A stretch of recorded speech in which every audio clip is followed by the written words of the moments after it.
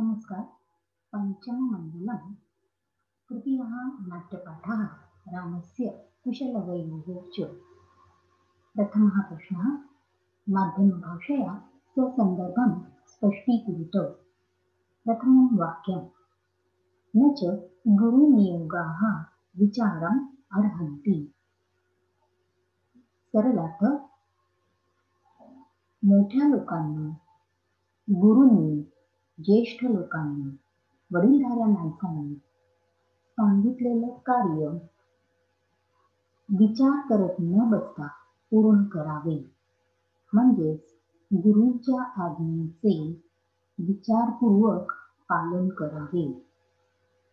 गुरूच्या आज्ञेच्या विरुद्ध विचार करू नये. संदर्भ हे वाक्य रामस्य कुशलवयोः च या नाट्यपाठातून घेतले आहे. हा नाट्यपाठ कुंदमाला या दिन्नाव विरचित नाटकामधून घेतला आहे. स्पष्टीकरण. अयोध्येला परत आल्यानंतर श्रीरामाने जलापवादामुळे सीतेचा त्याग केला. वाल्मिकी महर्षींच्या आश्रमामध्ये सीतेला कुश आणि लव हे जुळेपुत्र प्राप्त झाले. रामाला मात्र ही कल्पना नाही. वाल्मिकी महर्षींच्या आश्रमात ही दोन मुलं मोठी झाली. वाल्मिकी ऋषींनी त्यांचे उपनयन संस्कार आणि शिक्षण पूर्ण केले. आपण रचना केलेले रामायण हे काव्य त्यांना शिकविले आणि ते काव्य श्रीरामाला ऐकवण्यासाठी त्यांनी कुश आणि लव यांना अयोध्येला पाठवण्याचे ठरवले. प्रत्येक पाठामध्ये कुश आणि लव हे श्रीरामाच्या दरबारात येऊन पोहोचले आहेत. श्रीरामाचा मित्र विदूषक त्याला ही बातमी सांगतो. रामालाही रामायण ऐकण्याची आणि ते ऐकवण्यासाठी आलेल्या दोन तापस कुमारांना भेटण्याची उत्सुकता वाटते. तो त्यांना घेऊन येण्यास सांगतो. कुश आणि लव हे विदूषकाबरोबर श्रीरामाच्या दर्शनासाठी दरबारात येत आहेत. तेव्हा एकमेकांशी ते बोलतात. तेव्हा कुश लवाला विचारतो, जेव्हा वाल्मिकी महर्षींच्या आदेशानुसार आईला नमस्कार करून आपण निघालो तेव्हा कुटीमध्ये आईने तुला काय सांगितले? त्यावर लव त्याला उत्तर देतो की आईने मला असं सांगितलं की तुमचा नेहमीचा अभिमान सोडून महाराजांना नमस्कार करून त्यांचे कुशल विचारा. तेव्हा कुश आश्चर्याने विचारतो की महाराजांचे कुशल विचारणे हे योग्य आहे. कारण जेव्हा आपण एखाद्या व्यक्तीला प्रथमच भेटतो तेव्हा त्यांना कुशाली विचारतो. परंतु नमस्कार करायला कसा काय सांगितला? लव म्हणतो, का बरं असं तू का विचारतोस? तेव्हा कुश सांगतो की तपोवनात राहणारे आपल्यासारखे लोक असतात ते अप्रणमताराह असतात.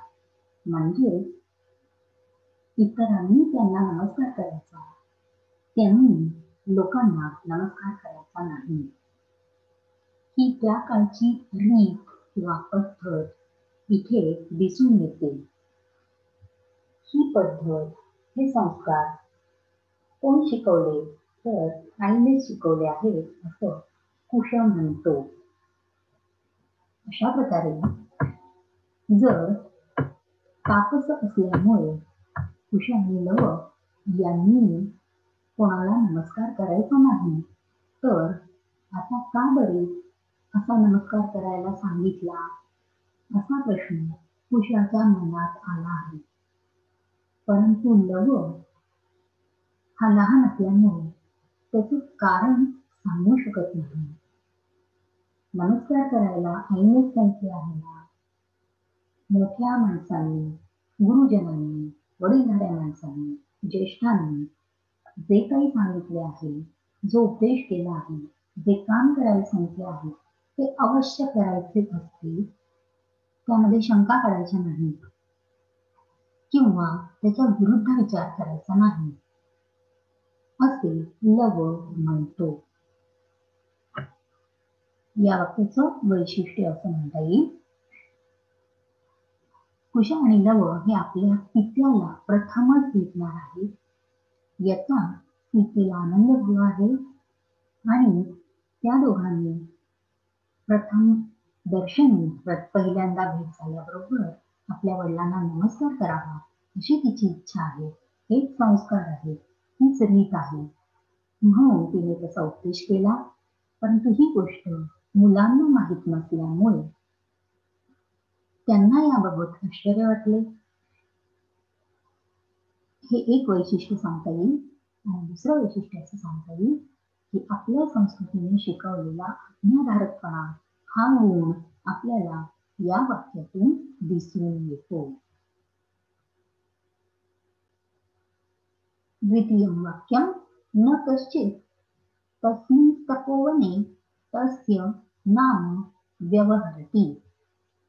सरलार्थ, कोणीही त्या तपोवनामध्ये त्याचे नाव उच्चारत नाही, त्याचे नाव घेत नाही. संदर्भ, वरील वाक्य रामस्य कुशलवयोः च या नाट्यपाठातून घेतले आहे. हा नाट्यपाठ दिवनार कवी विरचित कुंदमाला या नाटकामधून घेतला आहे. स्पष्टीकरण,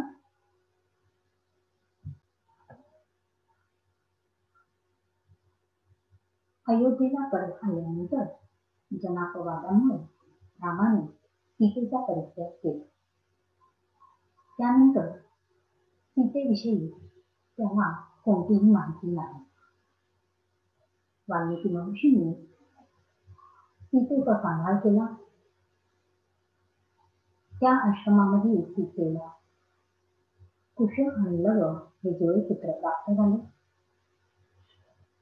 त्यांच्यावर सर्व संस्कार आणि त्यांचे शिक्षण वाल्मिकी महर्षींनी केले.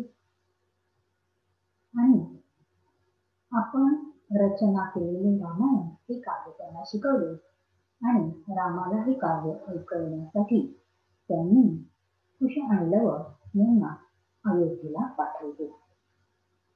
कुश आणि लव हे रामाच्या दरबारात आले तेव्हा त्या दोघांचे व्यक्तिमत्व हे राम आणि लक्ष्मण यांच्या लहानपणीच्या व्यक्तिमत्वानुसार आहे. हे साम्य रामाला त्याच्या मित्राला विदूषकाला जाणवले. कुश आणि लव यांना रामाविषयी आदर वाटला. त्यांनी आपोआपच रामाला प्रणाम केला. तर रामाला त्यांना पाहिल्याबरोबर अनेक भावनांचं संमिश्रण जाणवलं. त्यांच्याबद्दल अतिशय वात्सल्य, अतिशय प्रेम वाटलं.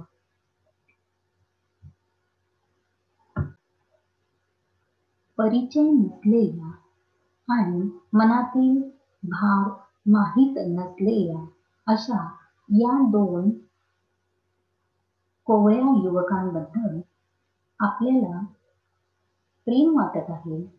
त्यांच्याकडे बघून आपले डोळे भरून येत आहे हे रामाला जाणवले. त्यांच्या एकंदर हालचालींवरून, त्यांच्या प्रणामामुळे, त्यांच्या बोलण्यावरून रामाच्या हे लक्षात आलं की हे दोघे उच्च कुलातील आहेत. आणि म्हणून रामाने त्यांची चौकशी केली. तुमचा वर्ण आणि आश्रम कोणता तेव्हा लवाने उत्तर दिले की आमचा क्षत्रिय वर्ण आहे आणि आमचा ब्रह्मचर्य आश्रम आहे. या दोघांचा क्षत्रिय वर्ण म्हणजे आपल्याप्रमाणेच वर्ण आहे हे पाहून रामाला उत्सुकता वाटली. त्याने त्यांचा वंश कोणता हे विचारले. तेव्हा लवाने आपला सूर्यवंश आहे हे उत्तर दिले. आपल्याच वंशातील हे दोघे पुत्र आहेत हे पाहून रामाला आनंद झाला. त्यांचा एकमेकांशी काय संबंध आहे तेही त्याने विचारले. लवाने रामाला आम्ही दोघे जुळे भाऊ आहोत हे सांगितले. रामालाही त्या दोघांचं व्यक्तिमत्व वय हे समान वाटले आणि त्यामुळे जुळे पुत्र आहेत हे त्याला पटले. तेव्हा रामाने त्यांच्या वडिलांबद्दल विचारण्यासाठी खरे तर तुमच्या गुरूंचे नाव काय असे विचारले. परंतु गुरु या शब्दाचा शिक्षण देणारा गुरु असा अर्थ घेऊन लवाने भगवान वाल्मिकी असे उत्तर दिले. तेव्हा रामाने केन संबंधेन कोणत्या संबंधाने असा प्रश्न विचारला. लवाने उपनयनाचा उद्देश केल्यामुळे असे उत्तर दिले. म्हणजे हे दोघे जण आपल्या गुरूंबद्दल सांगतायत, वडिलांबद्दल नव्हे हे रामाच्या लक्षात आले आणि म्हणून रामाने वडील हा अर्थ मुलांना कळावा म्हणून तुमच्या वडिलांचे नाव काय हे जाणण्याची माझी इच्छा आहे असे म्हटले. तेव्हा लवाने उत्तर दिले की आम्हाला त्यांचे नाव माहीत नाही, कारण आमच्या तपोवनामध्ये त्यांचे नाव कोणीही विचारत नाही, त्यांचे नाव कोणीही कधीही घेत नाही. रामाला अर्थातच या त्याच्या उत्तराचे अतिशय आश्चर्य वाटले. लहान मुलांना त्यांच्या आई वडिलांनी समवेत राहत असल्यामुळे आई वडिलांचे नाव माहीत असणे स्वाभाविक आहे. परंतु इथे या दोन मुलांना त्यांच्या वडिलांची ओळख नाही, त्यांच्या वडिलांचे नाव माहीत नाही, ही गोष्ट रामाला अतिशय आश्चर्यकारक वाटते. वैशिष्ट्यामध्ये आपल्याला असं लिहिता येईल, राम हा अयोध्येचा सम्राट होता. रावणाचा वध करून त्याने सीतेला परत आणले. त्यापूर्वी सीतेने अग्निपरीक्षा देऊन आपली शुद्धता स्पष्ट केलेली होती. तरी सुद्धा जनापवादामुळे रामाने ती गर्भवती आहे असे हे सुद्धा विचारात न घेता तिचे प्रसूतीचे दिवस जवळ आले आहेत, तिच्या कष्टांचा विचार न करता परित्याग केला. ही गोष्ट अतिशय अयोग्य होती आणि या गोष्टीचा निषेध म्हणून त्या तपोवनामध्ये कोणीही त्याचे नाव घेत नसत. त्याचे हे वर्तन कठोर आणि अन्याय्य होते, अन्यायकारक होते. हे तपोवनातील लोकांचे मत त्यांच्यावरील कृतीमधून दिसून येते. हे वैशिष्ट्य या वाक्याचं. म्हणून लव आणि कुश यांना आपल्या वडिलांचे नाव ठाऊक नाही. तृतीयं वाक्यं तस्याः द्वे नाम्नि. सरलार्थ तिची दोन नावे आहेत. संदर्भ वरील वाक्य रामस्य कुशलवयोः च या नाट्यपाठात म्हटले आहे. हा पाठ दिंगनाथ कवी विरचित कुंदमाला या नाटकातून घेतला आहे. स्पष्टीकरण श्रीरामाने जनापवादामुळे गर्भवती सीतेचा परित्याग केला. वाल्मिकी महर्षींच्या आश्रमात तिला कुश आणि लव हे जुळे पुत्र प्राप्त झाले. त्यांचे उपनयन इत्यादी संस्कार आणि त्यांचे शिक्षण वाल्मिकी महर्षींनी पूर्ण केले. त्यांना रामायण हे आपले काव्य शिकविले आणि ते ऐकविण्यासाठी अयोध्येला श्रीरामाकडे पाठविले. कुश आणि लव हे तापड आपल्या दरबारात आले आहेत. त्यांच्याकडे पाहताना आपल्या मनात भावनांचे संमिश्रण होत आहे आणि आपले डोळे पाण्याने भरले आहेत हे रामाला जाणवते. आपल्या लहानपणीचे आपले व्यक्तिमत्व जसे होते तसे हे दोघे पुत्र आहेत हे सुद्धा त्याला जाणवते. त्यांचे देखणे शालीन, नम्र असे व्यक्तिमत्व पाहून रामाला हे दोघे उच्च कुळातील असावेत असेही वाटते. त्यांनी प्रणाम केला, त्यांनी कुशल विचारले. या त्यांच्या वागण्या बोलण्यावरून त्यांचे घराणे चांगले असावे असे मत रामाला वाटते, असे मनात रामाला वाटते. राम त्यांचे आदरातिथ्य करण्यासाठी त्यांची चौकशी करतो. तुमचा वर्ण कोणता, तुमचा आश्रम कोणता असा प्रश्न विचारतो. त्यावर लव आम्ही क्षत्रिय वर्णाचे आहोत आणि ब्रह्मचर्याश्रमात आहोत असे सांगतो. राम क्षत्रिय वर्णाचे म्हणजे आपल्या समान वर्णाचे आहेत हे ऐकून त्यांचा वंश कोणता हे विचारतो. तेव्हा सूर्यवंश असे उत्तर लव देतो. रामाला आपल्या वंशातील हे दोघे असल्यामुळे त्यांच्याबद्दल अधिक कुतूहल वाटते. म्हणून तुमचा एकमेकांशी काय संबंध आहे असे तो विचारतो.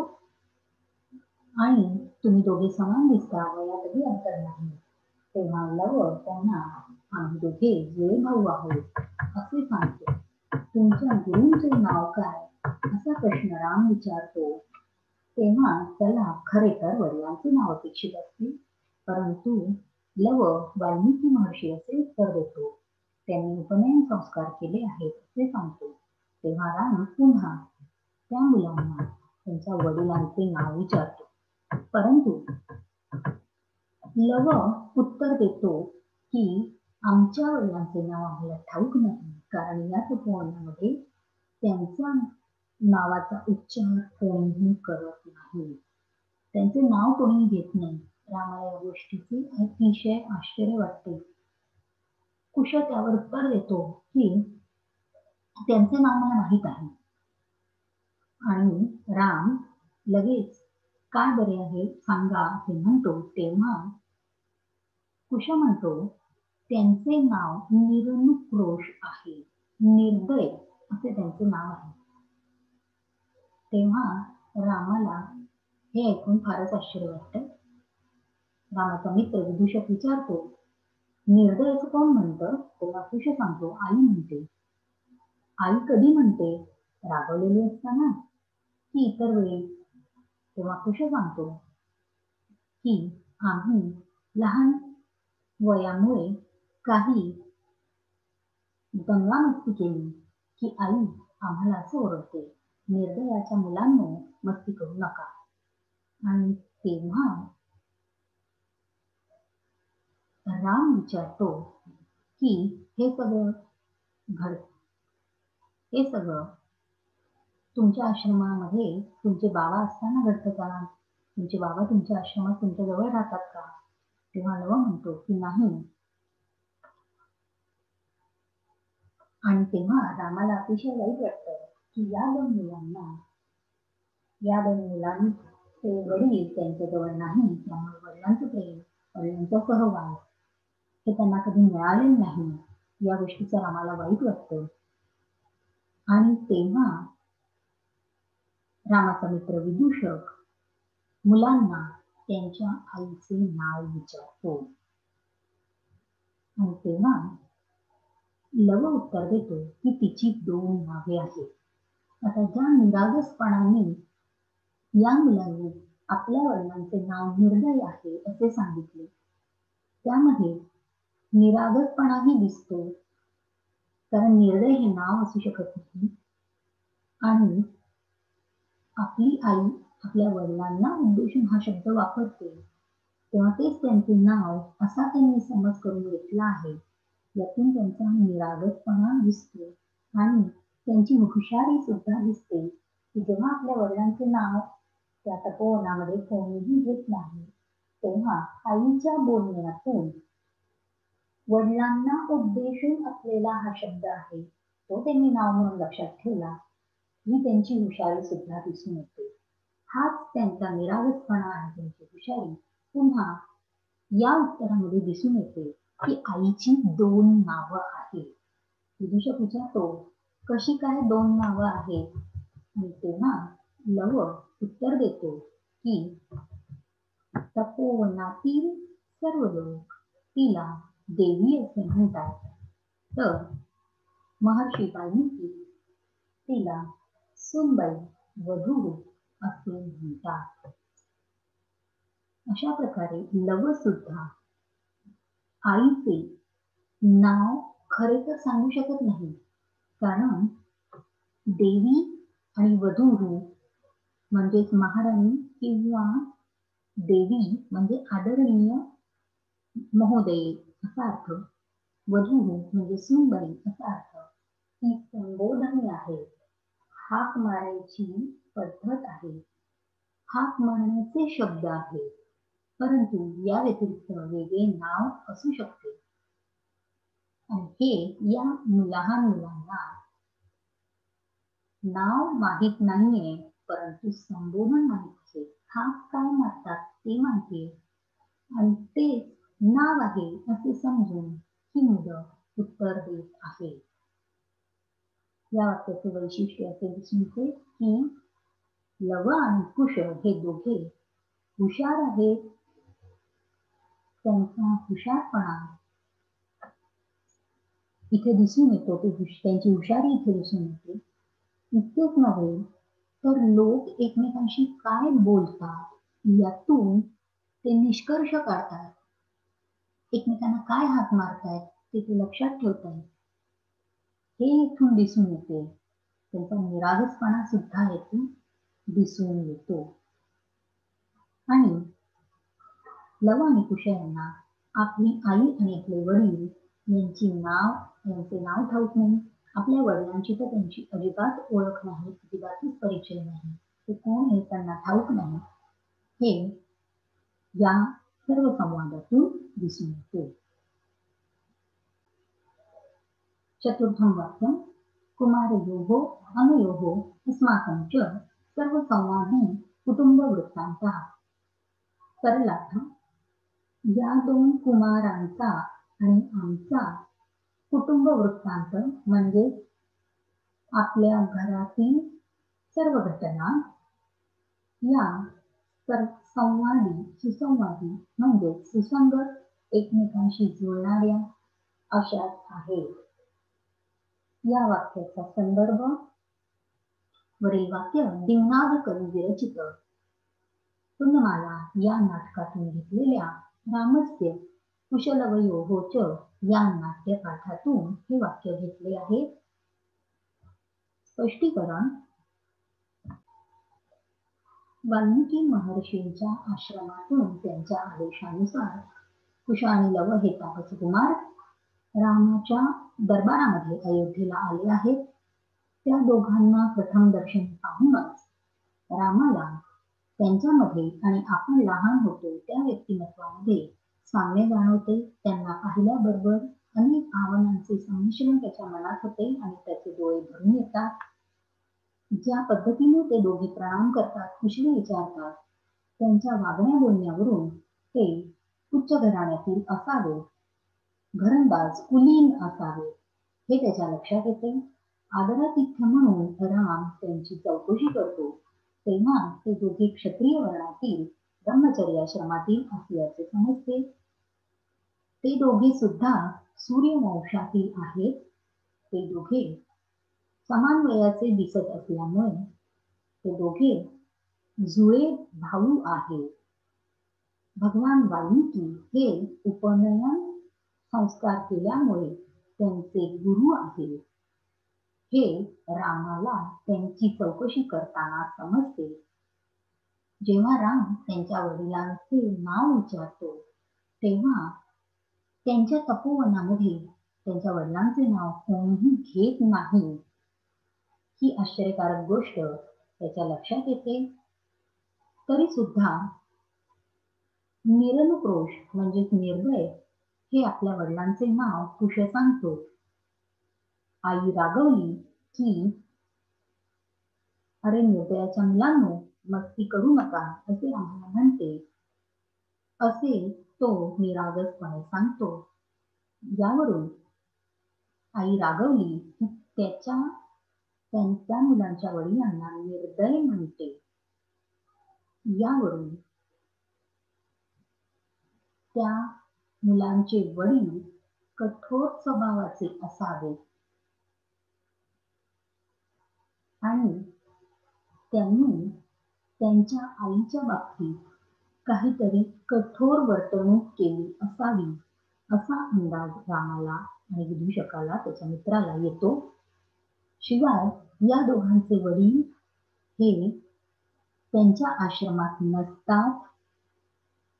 या दोघी मुलांनी आपल्या वडिलांना कधीही पाहिलेले नाही हे सुद्धा त्यांची चौकशी करताना रामाच्या लक्षात येते.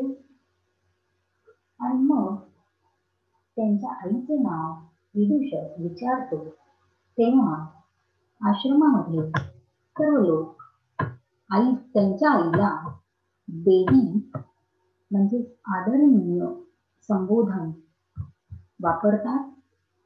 तर वाल्मिकी महर्षी सूनबाई असे म्हणतात. तेव्हा ही दोन नावे मुले आपल्या आईची नावे म्हणून सांगतात. हा सर्व त्या मुलांच्या कुटुंबातील त्यांच्या आयुष्यातील हा सगळा वृत्तांत, या सर्व घटना समजल्यानंतर राम आपल्या मित्राला विदूषकाला जनांतिक म्हणजे एका बाजूला दुसऱ्या कोणाला ऐकू येणार नाही अशा पद्धतीने म्हणतो की या दोन मुलांच्या कुटुंबातील घटना आणि आमच्या कुटुंबातील घटना यांच्यामध्ये खूपच साम्य आहे. या घटना एकमेकांशी जुळणाऱ्या आहेत. यावर विदूषक विचारतो हे कसे काय? तेव्हा राम आपण कसा हा अंदाज केला हे उत्तर देतो की जर सीतेला अपत्य झाले असते तर त्यांचे वय आणि या दोन मुलांचे वय सारखेच आहे. शिवाय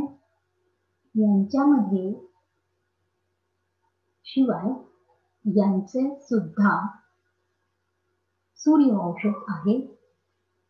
शिवाय यांचे वडील यांना कधी भेटलेले नाही. ते वडील निर्दय स्वभावाचे आहेत असा हा शब्द निरनुक्रोश हा शब्द त्यांची आई त्यांना वापरते. शिवाय त्यांच्या आईला उद्देशून देवी हा जो शब्द आहे, हा देवी हा शब्द महाराणीला उद्देशून असतो. तिचे मोठेपण दाखवणारा, ती आदरणीय आहे हे दाखवणारा हा शब्द आहे. आणि शिवाय या दोन मुलांमध्ये आणि राम लक्ष्मण यांच्या बाल्य अवस्थेमध्ये लहानपणामध्ये त्यांचे व्यक्तिमत्व समान दिसत आहे. अशा अनेक गोष्टी रामाला असे जाणवून देतात की या मुलांचा कुटुंब वृत्तांत, कारण या मुलांचे वडील त्यांच्या जवळ नाहीत आणि हा कुटुंब वृत्तांत आणि रामायण सुद्धा सीतेचा त्याग केल्यामुळे जर सीतेला अपत्य प्राप्त झाली असतील तर राम त्यांच्या जवळ नाही. अशा प्रकारे हा सगळा कुटुंबातील घटनांचा जो उल्लेख केला आहे त्यामध्ये दिसलेलं साम्य, या घटना एकमेकांशी जुळतात हे रामाला जाणवते. या वाक्याचे वैशिष्ट्य असे आहे की अशा प्रकारे संपूर्ण माहिती रामाला मिळत नाही, तरी सुद्धा जी माहिती मिळते त्यावरून हे दोघे पुत्र आपले पुत्र असावेत असा अंदाज त्याला येऊ लागतो, हे आपल्याला वरील वाक्यातून समजते. अशा प्रकारे कवीने, नाटककारांनी राम आणि त्याचे पुत्र यांची भेट घडवून आणण्यासाठी योग्य त्या प्रकारे संवादातून अनुकूल परिस्थिती निर्माण केली आहे, ज्यातून रामाला आपल्या मुलांची ओळख पटू लागते.